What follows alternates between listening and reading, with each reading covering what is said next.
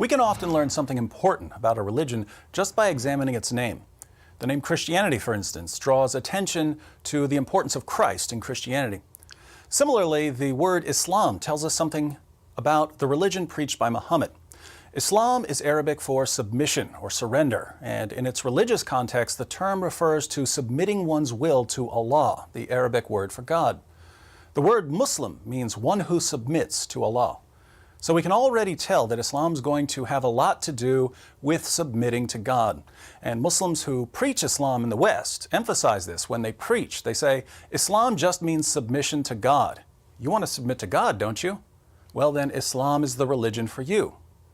Now, if the message of Islam were simply submit to God, Christians and Jews would agree. We want to submit to God. But the message of Islam isn't just that you must submit to God. It's a message about how you must submit to God. According to Islam, you submit to God by doing certain things and by believing certain things. And Islam has two convenient lists for us, a list of the most important deeds, called the 5 pillars, and a list of the most important beliefs, called the 6 articles of faith. The 5 pillars of Islam, the 5 most important practices, are Shahada, Salat, Zakat, Saum, and Hajj. Shahada means testimony. To become a Muslim, all you have to do is recite the words, La ilaha illallah, Muhammadur Rasulullah. There is no God but Allah, and Muhammad is the messenger of Allah.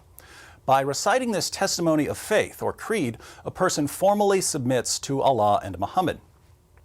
Salat refers to prayer and worship. Muslims are required to pray 5 times per day.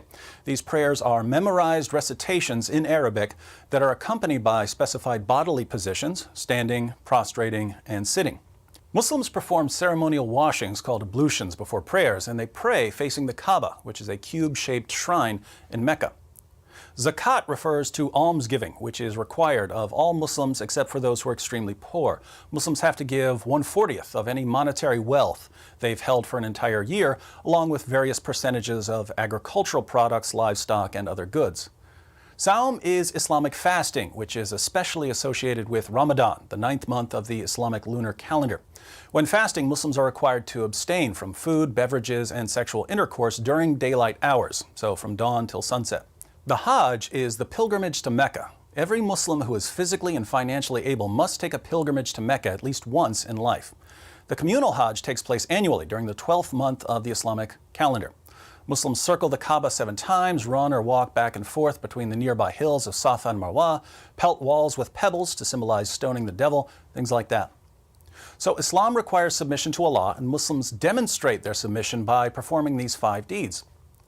Muslims are also required to believe certain things. These are summarized in the 6 articles of faith: belief in Allah, belief in angels, belief in inspired books, belief in prophets, belief in the Day of Judgment, and belief in predestination.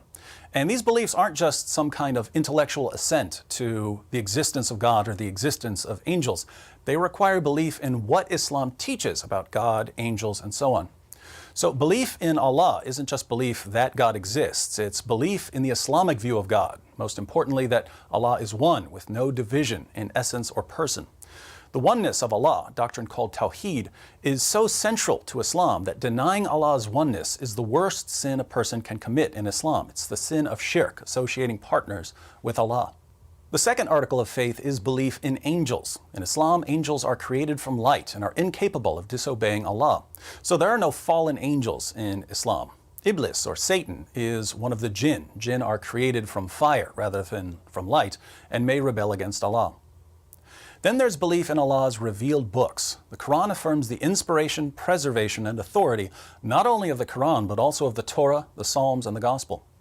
Muslims have to believe in Allah's prophets. Counting Muhammad, the Quran mentions 25 prophets by name, though there are numerous unnamed prophets as well. The most respected prophets in Islam are Noah, Abraham, Moses, Jesus, and Muhammad. Belief in the Day of Judgment includes belief in a general resurrection of the dead followed by a final reckoning. After hearing their deeds read from a scroll, faithful Muslims will enter Jannah, the garden or paradise, while unbelievers and hypocrites will be thrown into Jahannam, referring to hell. Belief in predestination is interesting. Some passages of the Quran suggest that human beings are ultimately responsible for their own actions, but passages indicating Allah's complete control over human actions are clearer and more common. If you do right, it's because Allah wanted you to do right. If you do wrong, it's because Allah wanted you to do wrong. Allah controls everything we do. So those are the basics of Islam. There are a lot more beliefs and practices in the Muslim sources, but these are the beliefs and practices that are most significant.